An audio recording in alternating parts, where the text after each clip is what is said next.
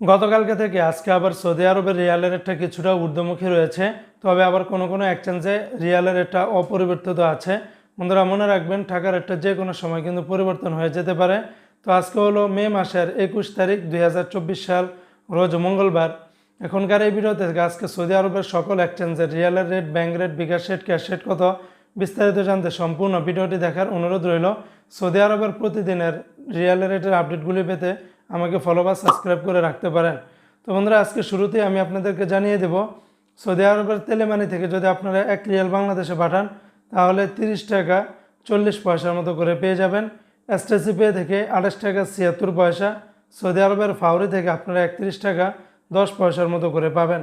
এমনিভাবে আজকে সৌদি আরবের তাহুল আল্লাজি থেকে 30 টাকা 39 পয়সা, আর ওয়েস্টার্ন ইউনিয়ন এক্সচেঞ্জে ব্যাংক টু ব্যাংক 30 টাকা 85 পয়সা, নামের উপর পাঠালে 30 টাকা 88 পয়সা, বিকাশে পাঠালে আপনারা 30 টাকা 85 পয়সার মতো করে পেয়ে যাবেন।